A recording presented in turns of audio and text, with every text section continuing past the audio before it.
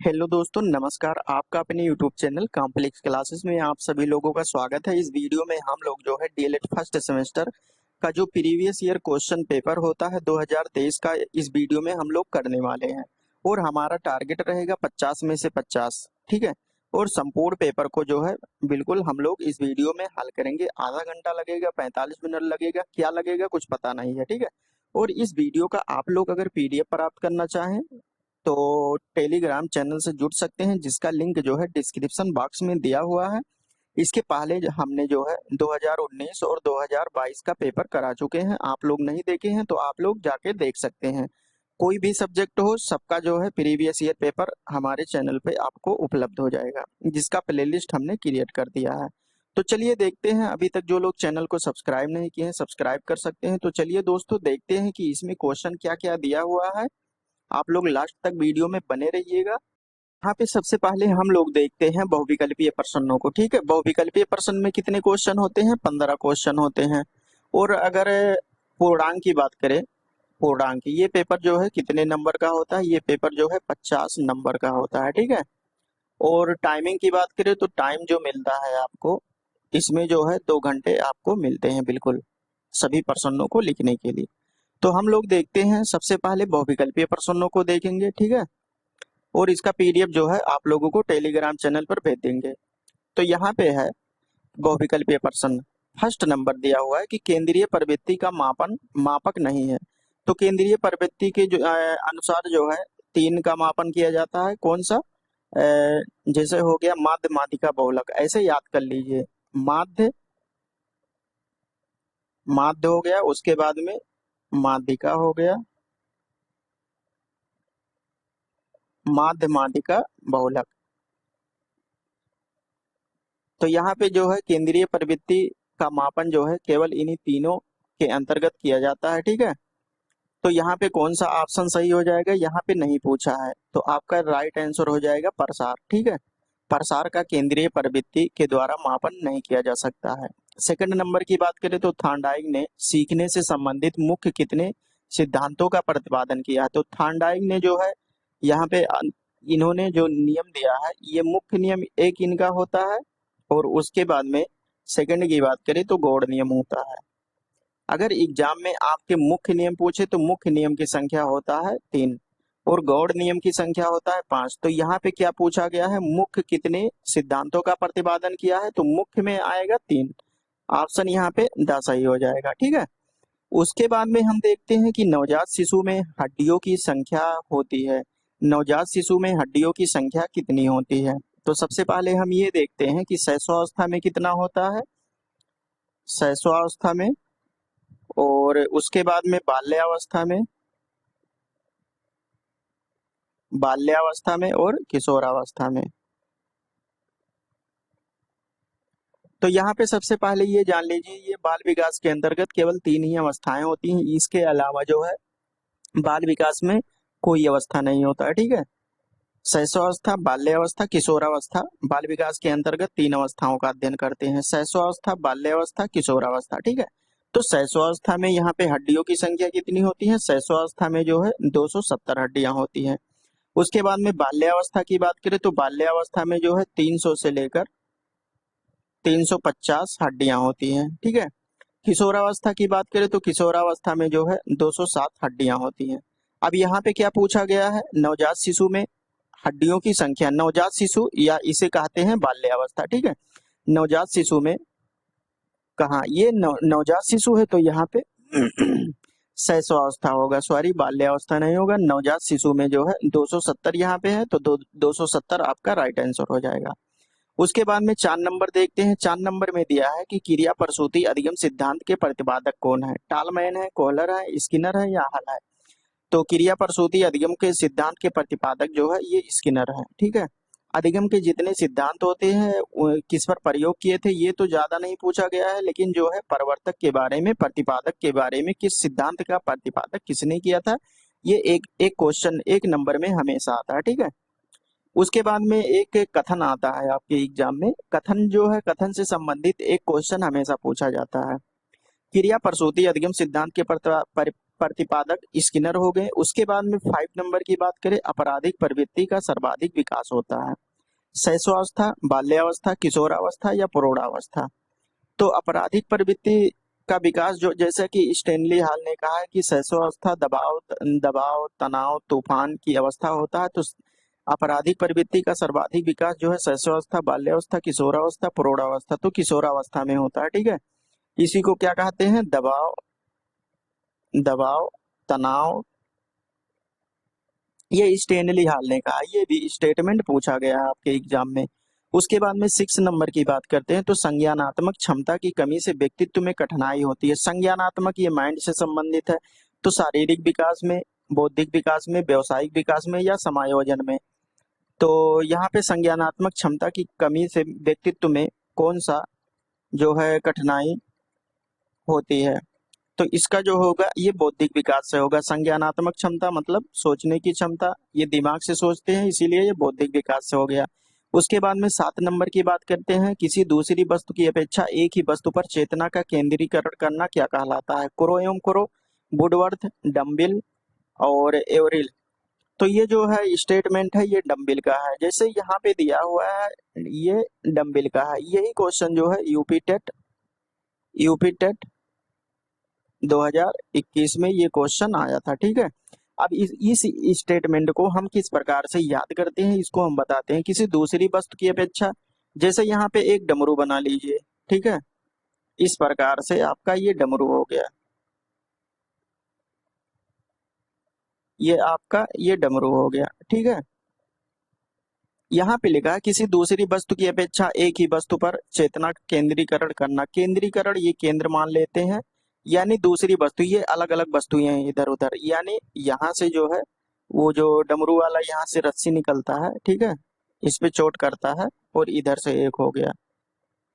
तो इसमें क्या दिया है कि इसको किस प्रकार से याद करते हैं, डम्बिल डम्बिल डम्बिल मीन्स होगा डमरू, ये केवल ट्रिक है। ठीक है, याद करने के लिए डम्बिल मीन्स हो गया डमरू। किसी दूसरी वस्तु की अपेक्षा एक ही वस्तु पर, जैसे ये एक ही वस्तु है, ये ऑब्जेक्ट जो डमरू होता है एक ही ऑब्जेक्ट हो गया। ठीक है, इसमें ये सभी एक सिस्टम हो गया। ठीक है, ये जो रस्सी और ये सब मिला के जो है ये सभी एक सिस्टम हो गया। तो किसी दूसरी वस्तु की अपेक्षा, यानी वस्तु दूसरा नहीं है, केवल एक ही वस्तु है।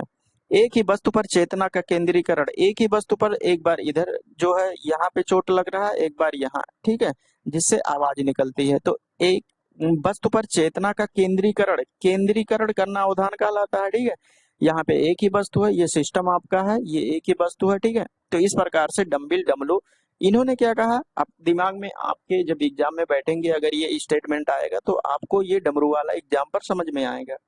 किसी दूसरी वस्तु की अपेक्षा एक ही वस्तु पर चेतना का केंद्रीकरण करना उदाहरण कहलाता है। किसने कहा, एक ही वस्तु पर, मतलब डमरू। अब बुद्धि का विकास लगभग पूर्ण हो जाता है शैशवावस्था में, किशोरावस्था में, बाल्यावस्था में, सभी अवस्थाओं में। तो यहाँ पे जो है बुद्धि का विकास लगभग जो है किशोरावस्था में पूर्ण होता है। ठीक है, किशोरावस्था में लगभग विकास पूर्ण हो जाता है। 9 नंबर की बात करते हैं, तो सीखने को प्रभावित करने वाला सबसे प्रभावपूर्ण कारक कौन सा है, प्रेरणा, इस ध्यान, रुचि या स्मृति। तो यहाँ पे ये प्रेरणा जो होता है, ये मोटिवेशन जो है, सीखने सीखने को प्रभावित करने वाला सबसे प्रभावशाली कारक होता है। Motivation, motivation. ठीक है, ये प्रेरणा मोटिवेशन होता है। उसके बाद में 10 नंबर की बात करते हैं, तो बालक के प्रेरणा उत्पन्न करने का प्रमुख स्रोत क्या होता है, उद्दीपन, आवश्यकता, रुचि या उपयुक्त सभी। तो इसका जो राइट आंसर होगा ये उपयुक्त सभी होगा। यही क्वेश्चन जो है 2022 वाले क्वेश्चन में प्रीवियस ईयर क्वेश्चन में कराए हैं, तो वहां पे हमने रुचि लगवा दिया था। ठीक है, तो उसको आप लोग सही कर लीजिएगा, उपयुक्त सभी वहां पे सही होगा। ठीक है, वो गलती से लग गया था। अब हम लोग देखते हैं 11 नंबर। 11 नंबर में दिया है कि आनुवांशिकता का वाहक कौन होता है, आरएनए होता है, आरएनए होता है, केंद्रक होता है, जीन्स या सिरा। तो आनुवांशिकता का वाहक जो होता है ये जीन्स होता है। 12 नंबर की बात करें तो व्यक्तित्व मापन की सबसे अच्छी विधि है व्यक्तिगत, वस्तुनिष्ठ, प्रक्षेपण या उपयुक्त सभी। तो ये व्यक्तिगत जो होता है, व्यक्तित्व मापन की सबसे अच्छी विधि जो है व्यक्तिगत होता है। व्यक्तिगत मतलब पार्टिकुलर एक व्यक्ति का अगर मापन किया जाए तो उसमें जो है उसका रिजल्ट सबसे अच्छा आएगा और उसके बारे में जानकारी प्राप्त होगी, उसकी पर्सनालिटी के बारे में।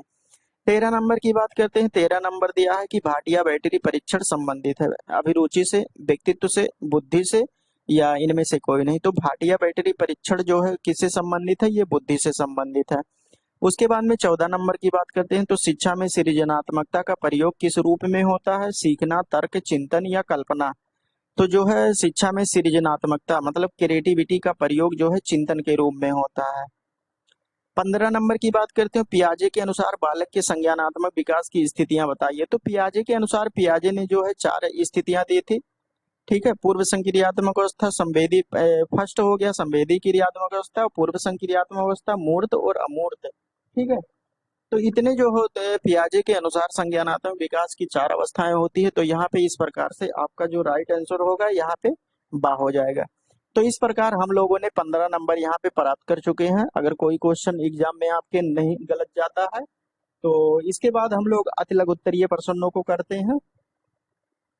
तो यहाँ पे जो है 16 नंबर क्वेश्चन है, शिक्षक की बाल मनोविज्ञान का ज्ञान क्यों आवश्यक होता है, यानी शिक्षक जो होता है उसको बाल मनोविज्ञान का ज्ञान क्यों आवश्यक होता है। ठीक है, ये क्वेश्चन 2019 या 22 में आ चुका है। ठीक है, तो इसको जो है आप लोग याद करके जाइएगा।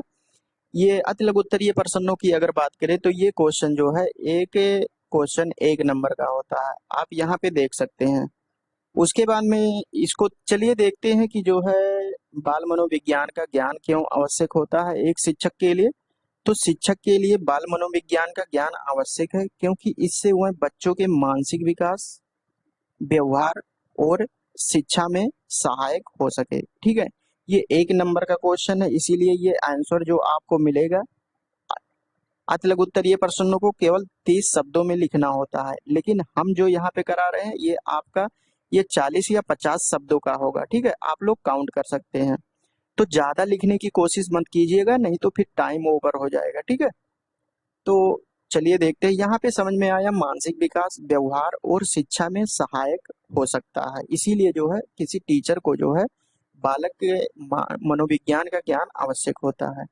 उसके बाद में 17 नंबर की बात करते हैं। 17 नंबर में दिया है कि बाल्यावस्था की प्रमुख 2 विशेषताओं के बारे में बात करना है। तो बाल्यावस्था में विकासात्मक स्थितियों के लिए मुख्यतः 2 विशेषताएं हैं। कौन कौन सी, शारीरिक विकास की तेजी और मानसिक विकास की स्थिरता। ठीक है, शारीरिक विकास जो है तेजी से होता है और मानसिक विकास जो है स्थिरता, यानी मानसिक विकास कुछ स्थिर हो जाता है, रुक जाता है बालक में। अब यहाँ पे अगर मानसिक विकास की बात करें तो शैशवावस्था में जो है मानसिक विकास जो है बहुत तेजी से होता है। उसके बाद में बाल्यावस्था की बात करें तो बाल्यावस्था में कुछ जो है धीरे हो जाता है, यानी स्थिरता आ जाती है मानसिक विकास में। और किशोरावस्था में जाते जाते जिस प्रकार से हम परिवेश करते हैं बाल्यावस्था को छोड़कर, तो उसमें क्या होता है मानसिक विकास जो है एक बार से फिर स्पीड अपना पकड़ता है, यानी स्थिरता हट जाती है, थोड़ा मानसिक विकास हो स्टार्ट हो जाता है। ठीक है, बालक में विस्मृति कम करने के 2 उपाय। विस्मृति मीन्स होता है किसी चीज को भूलना। बालक में विस्मृति को कम करने के उपाय शामिल है नियमित व्यायाम और स्वस्थ आहार का सेवन जो मानसिक स्वास्थ्य को सुधारे। ठीक है, नियमित व्यायाम यानी नियमित व्यायाम करना चाहिए सुबह सुबह उठकर, और स्वस्थ आहार का सेवन करना चाहिए जो मानसिक स्वास्थ्य को सुधारने में हमारी मदद करे। ठीक है, तो इस प्रकार से जो है व्यायाम करना चाहिए और आहार जो है अच्छे प्रकार से लेना चाहिए। अभ्यास और अध्ययन की दृष्टि से उन्हें संरचित रूप से ज्ञान प्राप्त करने में मदद करना चाहिए, यानी अभ्यास करना चाहिए और अध्ययन करना चाहिए। ठीक है, उसके बाद में हम देखते हैं 19 नंबर में। 19 नंबर में दिया है कि रुचि का शैक्षिक महत्व क्या होता है, जो इंटरेस्ट होता है उसका महत्व जो है शिक्षा में किस प्रकार से होता है। तो रुचि शैक्षिक महत्व है क्योंकि यह छात्रों को अध्ययन में अधिक सकारात्मक रूप से यानी पॉजिटिव रूप से लगाव और समर्पण प्रदान करता है। ठीक है, या उनके यानी रुचि, किसी वस्तु में अगर आपकी रुचि है तो लगाव होगा, या उनके अध्ययन को सुगम और प्रभावी बनाता है। ठीक है, अध्ययन को सुगम और प्रभावी बनाता है और उनके विद्यालय या व्यावसायिक प्रयासों में सफलता लाती है। उसके बाद में 20 नंबर की बात करते हैं। 20 नंबर में क्या दिया हुआ है कि अधिगम स्थानांतरण संप्रत्यय को स्पष्ट कीजिए। अधिगम स्थानांतरण यानी लर्निंग ट्रांसफर। ठीक है, तो अधिगम स्थानांतरण संप्रत्यय एक मानसिक प्रक्रिया है। यह एक मानसिक प्रक्रिया है जिसमें व्यक्ति नई जानकारी को पूर्व अनुभव और संवेदना के साथ संबंधित करता है। यानी नई जानकारी जो होता है और पूर्व अनुभव जो पहले से जो अनुभव रहता है उसमें संवेदना के साथ संबंधित करता है, यानी इंटर रिलेट करता है। यह ज्ञान के अर्जन में महत्वपूर्ण होता है, जो ज्ञान का अर्जन करते हैं उसमें जो है महत्वपूर्ण होता है, जिससे सीखने की समझ में सुधार होती है और अनुभवों को अधिक सार्थक बनाया जा सकता है। उसके बाद में हम 21 नंबर की बात करते हैं, व्यक्तित्व विकास में शिक्षा किस प्रकार प्रभावी होता है। जो व्यक्तित्व विकास होता है यानी पर्सनालिटी डेवलपमेंट होता है, उसके लिए जो है शिक्षा का क्या महत्व होता है पर्सनालिटी डेवलपमेंट में, इसको जो है हमें आंसर में 1 नंबर में लिखना है। तो शिक्षा व्यक्तित्व विकास के लिए महत्वपूर्ण है क्योंकि यह छात्रों को सामाजिक और मानसिक कौशलों में सुधार करती है। क्योंकि व्यक्तित्व पर्सनालिटी क्या होता है, पर्सनालिटी अगर प्राचीन काल की बात करें तो प्राचीन काल में जैसे किसी को हष्ट पुष्ट देख लिए तो उसको बोल देते थे कि वाह क्या इसका पर्सनालिटी है। लेकिन अगर आधुनिक युग में देखा जाए तो इस समय जो है आपके आंतरिक और बाह्य दोनों प्रकार के गुण होने चाहिए। यानी अगर आपका शरीर हष्ट-पुष्ट है तो उससे ये नहीं हम कह सकते हैं कि इसकी पर्सनालिटी कितनी अच्छी है। उसके साथ साथ आपके दिमाग भी होना चाहिए, यानी आंतरिक और बाह्य गुण का होना बहुत जरूरी होता है। ठीक है। तो व्यक्तित्व विकास में शिक्षा का किस प्रकार से प्रभावी है। तो व्यक्तित्व शिक्षा व्यक्तित्व विकास के लिए महत्वपूर्ण है क्योंकि यह छात्रों को सामाजिक और मानसिक कौशलों में सुधार करती है। यानी ये स्किल कुछ होना चाहिए ना, यह उनके स्वतंत्रता, सोचने की क्षमता और समस्या समाधान कौशलों को बढ़ाती है, जिससे वह समाज में सकारात्मक योगदान दे सके। ठीक है। तो ये पर्सनालिटी का इस प्रकार से शिक्षा का योगदान होता है पर्सनालिटी में। बुद्धि की कोई एक परिभाषा लिखिए। जो बुद्धि की परिभाषा ये 1 नंबर में पूछा गया है। ठीक है। तो बुद्धि को मानसिक क्षमता कहा जाता है जो व्यक्ति को अभिव्यक्ति, समझ और विचार करने की क्षमता प्रदान करती है। या व्यक्ति के सोचने के प्रकार, निर्णय लेने की क्षमता और समस्याओं को हल करने की मदद करता है। ठीक है। तो बुद्धि को मानसिक क्षमता कहा जाता है। ये जो है मानसिक क्षमता कहा जाता है बुद्धि को, जो व्यक्ति को अभिव्यक्ति यानी अपने अंदर यानी कोई भी शब्द कोई भी बात को अभिव्यक्त करना चाहे तो अभिव्यक्त कर सके ठीक प्रकार से, समझ सके और विचार करने की क्षमता, कोई भी विचार है तो विचार करने की क्षमता प्रदान कर सके। या व्यक्ति के सोचने के प्रकार, निर्णय लेने की क्षमता और समस्याओं को हल करने में मदद करती है। ठीक है। तो यहाँ पे हमको क्या लिखना था कि जो है बुद्धि की कोई एक परिभाषा दीजिए। यहाँ पे अगर हम परिभाषा देना चाहें जो है बुद्धि का एक, तो यहाँ पे आप लोगों को एक परिभाषा इस तरह हम दे देते हैं। जो बुद्धि की कोई एक परिभाषा लिखिए। तो सबसे पहले ये देख लीजिए बकिंघम के अनुसार, बकिंघम राइटिंग अच्छा नहीं बैठता मेरा। इन्होंने क्या कहा है कि सीखने की योग्यता ही बुद्धि है। यानी सीखने सीखने की योग्यता ही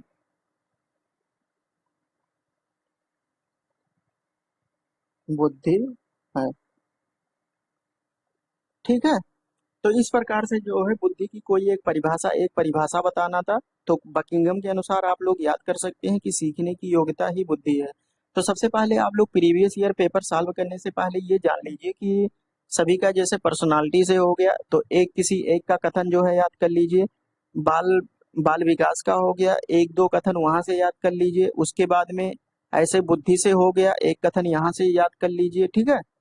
तो चिंतन हो गया, चिंतन से भी एक कथन याद कर लीजिए। तो इस प्रकार से आप लोग याद करके जाइएगा एग्जाम में। ठीक है। यहाँ से एक क्वेश्चन आपको जरूर मिलेगा एग्जाम में, इतना हम गारंटी लेते हैं। उसके बाद में 23 नंबर की बात करें तो शैशवावस्था की प्रमुख दो विशेषताएं, यानी शैशवावस्था की दो प्रमुख विशेषताओं की अगर बात करें तो यहाँ पे मुख्य विशेषताएं तेज शारीरिक और मानसिक विकास। जो शैशवावस्था होता है इसमें तेज शारीरिक और मानसिक विकास होता है, जो बालकों की समझ और अनुभव को संवेदनशीलता के साथ विकसित होती है। तो शैशवावस्था की बात करें तो इसमें तेज शारीरिक और मानसिक होता है, लेकिन बाल्यावस्था में जाते जाते ये थोड़ा जो है हल्का पड़ जाता है। उसके बाद में किशोरावस्था में फिर जो है तेजी से होने लगता है। उत्कृष्ट प्राकृतिक शिक्षक बच्चा संबंध जो उनकी अधिगम और समझ को प्रोत्साहित करता है। उत्कृष्ट प्राकृतिक शिक्षक, ठीक है, यानी टीचर अच्छा होना चाहिए जो बच्चा संबंध और उनकी अधिगम और समझ को प्रोत्साहित करता है। उसके बाद में हम देखते हैं 24 नंबर में दिया है कि समायोजन क्या होता है, एडजस्टमेंट क्या होता है। ठीक है, कहीं भी एडजस्टमेंट यानी समायोजन किस प्रकार से हम लोग करते हैं, तो समायोजन एक प्रक्रिया होती है। समायोजन जो होता है यह एक प्रक्रिया होती है जिसमें विभिन्न तत्वों या घटकों को संगठित और व्यवस्थित किया जाता है। यानी कोई भी अलग अलग जैसे घटक होते हैं, कंपोनेंट होते हैं, अलग अलग सिस्टम हो गया, तो उसको जो है किस प्रकार से हम व्यवस्थित करते हैं, अलग अलग आंकड़ों को किस प्रकार से व्यवस्थित करते हैं। ठीक है, जैसे कहीं हम चार आदमी के बीच में बैठे हैं तो वहां पे जो है उन्हीं के अनुसार या किस प्रकार से वो चारों आदमी बात कर रहे हैं तो उसी के अनुरूप हमको जो है बात करना पड़ेगा। समायोजन वही कह रहा है कि समाज के अनुसार समायोजन करना यानी व्यवस्थित किया जाता है। यह व्यवस्थित रूप से कार्यों को निर्धारित करता है ताकि उन्हें सही समय पर सही तरीके से पूरा किया जा सके।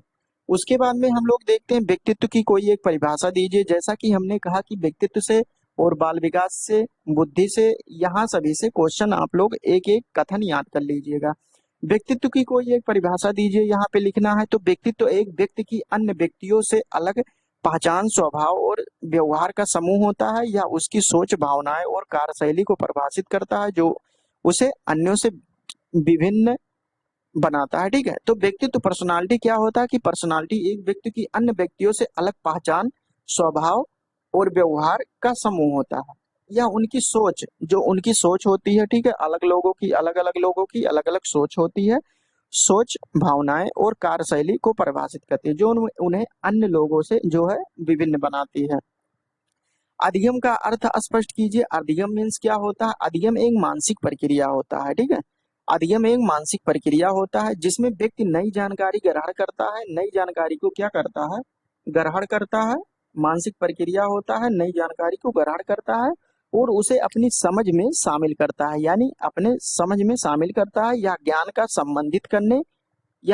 संबंधित करे और अनुभवों को समर्थन देने के माध्यम से होता है। ठीक है, कल्पना से आप क्या समझते हैं? इमेजिनेशन यानी कल्पना मानसिक प्रक्रिया होती है या मानसिक प्रक्रिया होती है कल्पना। अपने दिमाग के द्वारा हम लोग कल्पना करते हैं जिसमें व्यक्ति नई और अनूठी विचारों, आदर्शों और वस्तुओं का सृजन करता है। व्यक्ति जो है नई और अनूठी विचारों, आदर्शों और वस्तुओं का सृजन करता है। यह सोचने और समस्याओं का समाधान करने में महत्वपूर्ण भूमिका निभाती है। जो कल्पना हम करते हैं, किसी बात को सोचने के लिए कल्पना करते हैं, या तो जो है कोई अगर समस्याएं हमारे सामने उत्पन्न हो जा रही है तो उसी को जो है समस्याओं का समाधान करने के लिए हम जो है कल्पना करते हैं। ठीक है, किसी चीज के बारे में। संतुलन को कोई एक उदाहरण देकर समझाइए। संतुलन यानी इक्विलिब्रियम। एक उदाहरण संतुलन की बात करते हैं तो तो टोटा एक टोटा एक टोटा एक पेड़ के डाल पर बैठा हुआ है। टोटा नहीं, यहाँ पे सॉरी, ये तोता होगा। इसको पहले सही करिए, तोता, यहाँ पे ये तोता होगा। ठीक है, एक तोता एक पेड़ के डाली पर बैठा हुआ, यह संतुलन दिखाता है। ठीक है, जैसे पेड़ की डाली पर ऐसे है, पेड़ की डाली ये हो गया, यहाँ पे ये एक तोता है, इस प्रकार से अगर बैठा हुआ है, इस प्रकार से,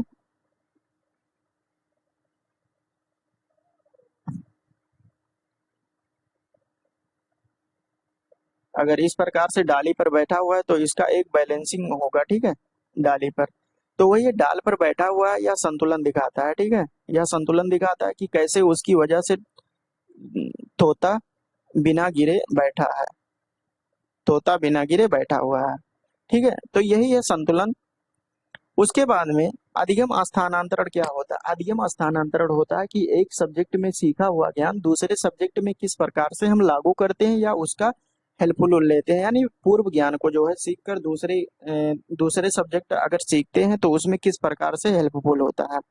तो अधिगम स्थानांतरण एक मानसिक प्रक्रिया होता है जिसमें व्यक्ति द्वारा अनुभवी जानकारी और अनुभव को समझने और अपनी समझ में अनुकूलित करने की क्षमता होती या नए सिद्धांतों और अनुभवों को समझने में मदद करती। अधिगम स्थानांतरण, ठीक है, तो एक एक सब्जेक्ट से सीखा हुआ ज्ञान जब दूसरे सब्जेक्ट में सहायक होता है, ठीक है, तो वही अधिगम स्थानांतरण होता है जब हम प्रयोग करते हैं।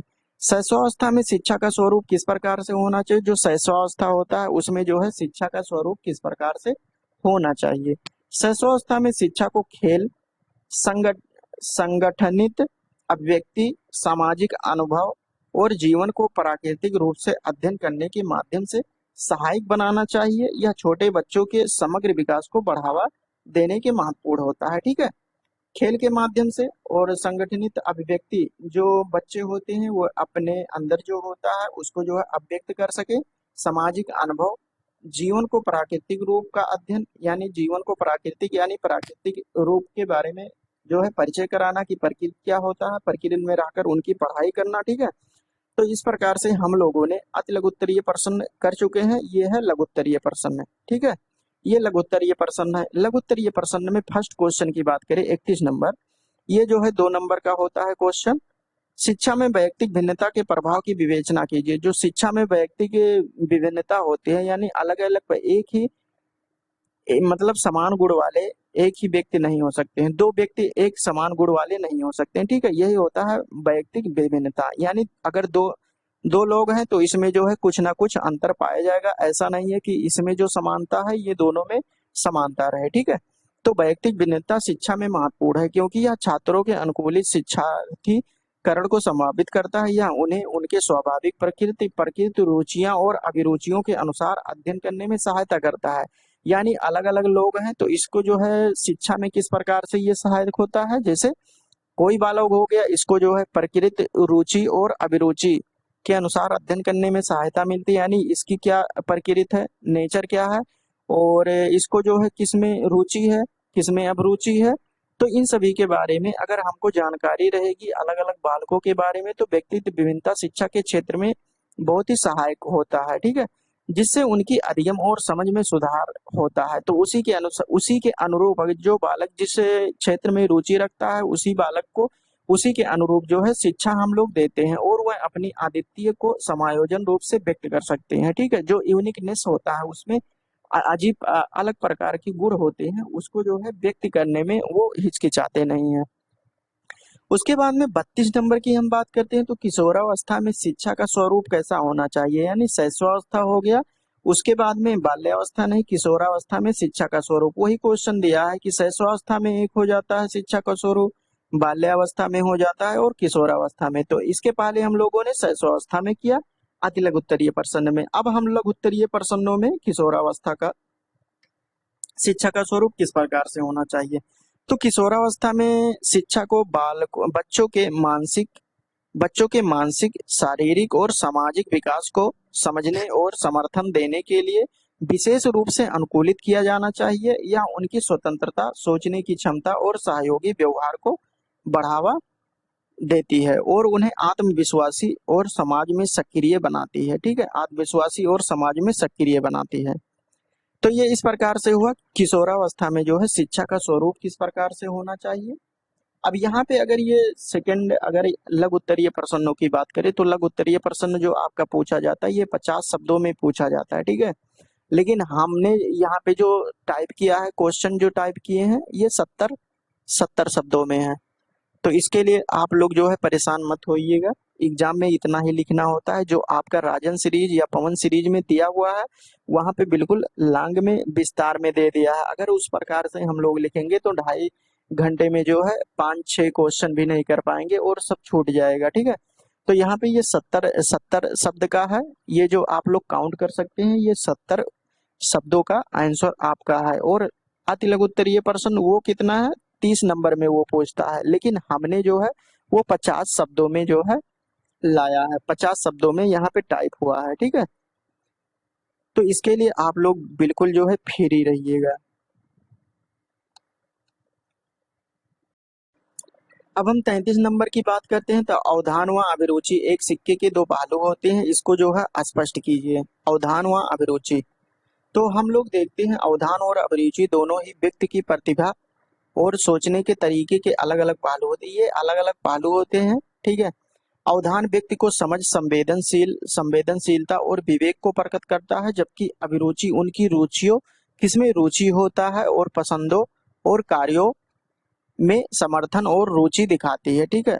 में समर्थन और रुचि दे, जैसे समझ हो गया, किसमें कितना उसकी समझ है, किसी व्यक्ति की संवेदनशीलता हो गया, सेंसिटिविटी और विवेक को प्रकट करता है, क्या अवधान, ठीक है। और उसके बाद में अभिरुचि की बात करें तो अभिरुचि उनकी रुचि किस क्षेत्र में है, पसंद किसकी मतलब क्या पसंद है, और उनके कार्यों के समर्थन और रुचि दिखाती है। इन दोनों का संतुलन व्यक्ति के व्यक्तित्व के परिप्रेक्ष्य में महत्वपूर्ण होता है, ठीक है। व्यक्ति के व्यक्तित्व यानी पर्सनालिटी में जो है महत्वपूर्ण होता है। उसके बाद में स्मृति के प्रभावी कारणों का उल्लेख कीजिए। स्मृति जो मेमोरी होता है उसके प्रभावी कारणों का जो है हमको उल्लेख करना है, ठीक है। तो यहाँ पे स्मृति के प्रभावी कारक में जो व्यायाम होता है, नियमित व्यायाम करने की स्मृति में सुधार होता है। अच्छी नींद लेना, स्वस्थ आहार और तनाव से बचाव भी स्मृति को सुधारने का एक कारण हो सकता है। मानसिक चुनौतियों का सामान्य प्रबंधन, उत्तेजक और सीमित अंधकार के प्रयोग से भी स्मृति की अच्छी विकास हो सकती है, ठीक है। उसके बाद में 35 नंबर की बात करते हैं। यहाँ पे दिया है प्रक्षेपी परीक्षण से आप क्या समझते हैं, किन्हीं दो प्रक्षेपी परीक्षणों के नाम लिखिए। तो ये 2 नंबर का क्वेश्चन है, यहाँ पे थोड़ा गलत टाइप हो गया है सब जगह। ये भी 2 नंबर का है, उसके बाद में ये भी 2 नंबर का है, ठीक है। लघु उत्तरीय प्रश्न है, ये सभी जो है 2-2 नंबर का है, तो ये ध्यान रखिएगा, ये 2 नंबर का है, ठीक है। 35 नंबर की बात करते हैं तो प्रक्षेपी परीक्षण से आप क्या समझते हैं, किन्हीं दो प्रक्षेपी परीक्षणों का नाम लिखिए। तो प्रक्षेपी परीक्षण एक मानसिक प्रक्रिया होता है जिससे प्रारंभिक स्मरण और ज्ञान का प्रदर्शन किया जाता है। इसके माध्यम से व्यक्ति में ज्ञान स्मरण और समस्या समाधान कौशल का मूल्यांकन किया जाता है। उदाहरण के रूप में अगर मारियस ब्रिक्स टाइप इंडिकेटर और फोन्स आर्डर इंटेलिजेंस टेस्ट ऐसे ये तो ये जो है प्रक्षेपी परीक्षण ये हो गया 2, ठीक है। बहुत ही कठिन वर्ड है। ऐसे प्रसिद्ध प्रक्षेपी परीक्षण है। सीखने के वक्र से आप क्या समझते हैं, इनके विभिन्न प्रकारों का वर्णन कीजिए। तो ये वक्र रेखाएं जो है 3 प्रकार की होती हैं, कौन कौन सी, सकारात्मक वक्र, नकारात्मक वक्र, नकारात्मक वक्र रेखा और यस आकार की वक्र रेखा। तो ये फर्स्ट हो गया। उसके बाद में नकारात्मक, सकारात्मक, नकारात्मक और उसके बाद में यस टाइप वक्र होता है, ठीक है। सीखने की सकारात्मक वक्र रेखा उस समय बताती है जब सीखने के साथ साथ उन्नति की गति धीमी होती है, ठीक है। उन्नति की गति जो है धीमी होती है सीखने के साथ साथ। इस रेखा की उन्नति तेज गति से शुरू होती है, यानी शुरुआत जो होती है वो बिल्कुल तेज गति से होता है, ठीक है।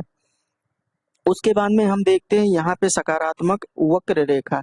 ये सकारात्मक वक्र रेखा होता है जो इस प्रकार से होता है, यहाँ पे देख सकते हैं समय के अनुसार जो है बढ़ता है। अधिगम की मात्रा और अधिगम की मात्रा समय के अनुसार नकारात्मक वक्र होता है ये, और सीखने की वक्र रेखा के प्रकार ये तीनों हैं।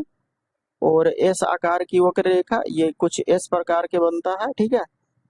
तो इस प्रकार से ये 3 हम लोगों ने अधिगम की मात्रा ये वक्र रेखा के बारे में बात किया है, सीखने के वक्र।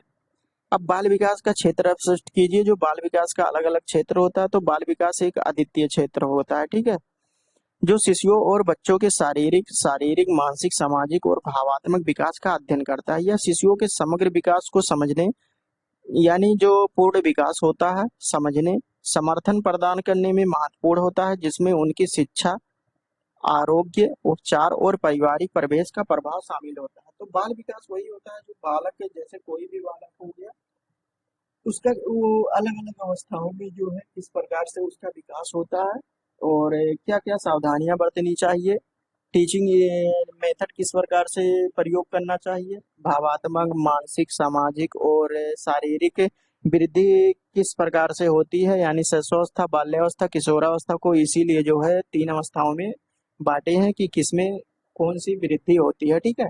एक पैरामीटर तैयार कर लिए हैं कि इतने एज तक इतने जो है इतने गुण पाए जाने चाहिए बच्चों के अंदर। उसके बाद में 38 नंबर की बात करते हैं। 38 नंबर में दिया है तर्क और चिंतन को स्पष्ट कीजिए।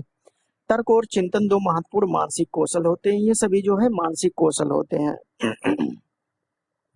तर्क व्यक्ति की विचारधारा को तार्किक तरीके से प्रस्तुत करने में समर्थ बनाता है, ठीक है। जो तर्क होता है वो व्यक्ति की विचारधारा, जो विचारधारा होती है उसको तार्किक तरीके से प्रस्तुत करने में समर्थ बनाता है, जबकि चिंतन उसकी समस्याओं को समझने और समाधान करने में मदद करती है। तो तर्क क्या होता है?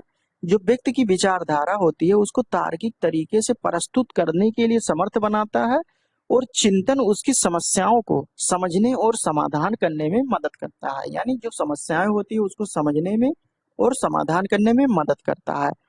तर्क लॉजिकल रीजनिंग, ये लॉजिकल है, लॉजिकल लॉजिकल रीजनिंग और प्रमाण के माध्यम से तथ्यों का विश्लेषण करता है। ठीक है, जबकि चिंतन नए विचारों को विकसित करने और विशेष समस्याओं का समाधान करने में मदद करता है। 39 नंबर की बात करते हैं, तो व्यक्तित्व की व्याख्या कीजिए। यानी पर्सनालिटी जो होता है उसकी व्याख्या करना है। व्यक्तित्व मापन से आप क्या किस प्रकार से करेंगे? किसी की पर्सनालिटी का मापन करना है तो आप किस प्रकार से करेंगे? ठीक है, तो यहाँ पे दिया है कि व्यक्तित्व मानव व्यवहार और मानसिक संरचना का समूह होता है। जो मानव व्यवहार जिस प्रकार से करता है और मानसिक संरचना का समूह होता है, जो उसके विचारों, भावनाओं और व्यवहार को परिभाषित करता है। इसमें अस्थायी और अस्थायी गुण, स्वभाव और सामाजिक प्रभाव शामिल होते हैं। व्यक्तित्व मापन के लिए मूल्यांकन उपकरणों जैसे कि मानसिक परीक्षण, ठीक है, मानसिक परीक्षण, स्वरूप रिपोर्ट और पर्याप्त अन्य मापन उपकरणों का उपयोग किया जाता है। उसके बाद में देखते हैं सीखने की प्रभावशाली विधियों का उल्लेख कीजिए। सीखने के प्रभावशाली विधियों में प्राथमिक गतिविधियां, समयानुसार शिक्षा, स्व अध्याय, गहरी समझ, व्यवसायिक अनुभव, गणित और विज्ञान के प्रयोग और सहयोगी शिक्षा शामिल होता है। ये विधियां छात्रों के अध्ययन को प्रभावशाली बनाने में मदद करती है, उनकी समझ को बढ़ाती है और उन्हें विभिन्न कौशलों का समर्थन करती है। तो यहाँ पे सीखने की प्रभावशाली विधियों का उल्लेख कीजिए। ये सभी जो है सीखने की प्रभावशाली विधियां हैं। ठीक है, स्वाध्याय हो गया यानी स्वयं अध्ययन करना, समयानुसार शिक्षा यानी समय के अनुसार जो है बच्चों को शिक्षा देना, गहरी समझ, डीप अंडरस्टैंडिंग, व्यवसायिक अनुभव यानी व्यवसायिक अनुभव के बारे में बताना, गणित और विज्ञान के प्रयोग के बारे में बताना। ठीक है, सहयोगात्मक शिक्षा शामिल होते हैं। ये सभी विधियां जो है छात्रों को अध्ययन में सहायक होती हैं। उसके बाद में हम लोग देखते हैं लास्ट क्वेश्चन, ये 40 नंबर क्वेश्चन था क्या? हाँ, यहाँ पे 40 नंबर क्वेश्चन था। तो इस प्रकार से हम लोगों ने सीडीपी का सीडीपी का 2019 का पेपर किया, उसके बाद में 22 का पेपर किया, और आज के वीडियो में हम लोग जो है 2023 का पेपर समाप्त कर चुके हैं। तो आप लोग अगर अभी तक जो है 2019 और 22 का पेपर नहीं देखे हैं तो आप लोग चैनल पर विजिट करके, या लिंक जो है डिस्क्रिप्शन बॉक्स में दिया हुआ है वहां पर आप लोग क्लिक करके देख सकते हैं। ठीक है, तो इस प्रकार से ये कंप्लीट हो गया। अन्य पेपरों को देखने के लिए आप प्लेलिस्ट जो ज्वाइन कर सकते हैं, और इसका पीडीएफ प्राप्त करना चाहें तो टेलीग्राम चैनल से जुड़ सकते हैं। वहां पे आपको इसका पीडीएफ जो है प्राप्त हो जाएगा। टेलीग्राम चैनल या व्हाट्सएप से बिल्कुल जुड़ सकते हैं। और हमारे सोशल मीडिया हैंडल से अगर जुड़ना चाहें, फेसबुक, इंस्टाग्राम, टेलीग्राम, ये सभी से, तो आप लोग बिल्कुल जुड़ सकते हैं। और वीडियो अगर अच्छा लगा हो, आप लोगों के लिए हेल्पफुल लगा हो 1% भी, तो आप लोग वीडियो को भी लाइक कर सकते हैं। और उसके बाद में जो है वीडियो आप लोग केवल देखते जाइए और उसको जो है बार बार रिवीजन करिए। अगर एग्जाम के बाद आप लोग फर्स्ट सेमेस्टर एग्जाम के बाद मिलिएगा, ठीक है, कि किस प्रकार से पढ़ाई हुई थी। ये प्रीवियस ईयर पेपर सॉल्व कराया गया था और राजन सीरीज सॉल्व कराया गया था। तो वीडियो को लाइक कर सकते हैं, और अगर कोई भी दिक्कत आ रही है तो कमेंट कर सकते हैं, और अपने दोस्तों के पास जो है वीडियो को शेयर कर सकते हैं। और जो लोग अभी तक चैनल को सब्सक्राइब नहीं किए हैं, ऐसा तो नहीं है कि पूरा वीडियो देख चुके हों और चैनल को सब्सक्राइब नहीं किए हों, तो चैनल को अगर नहीं किए हैं तो आप लोग सब्सक्राइब कर दीजिए। और राजन सीरीज जो है अगर देखना चाहते हैं तो आप लोग चैनल पर विजिट करके देख सकते हैं। तो चलिए दोस्तों, अगले वीडियो में मिलते हैं, तब तक के लिए जय हिंद, जय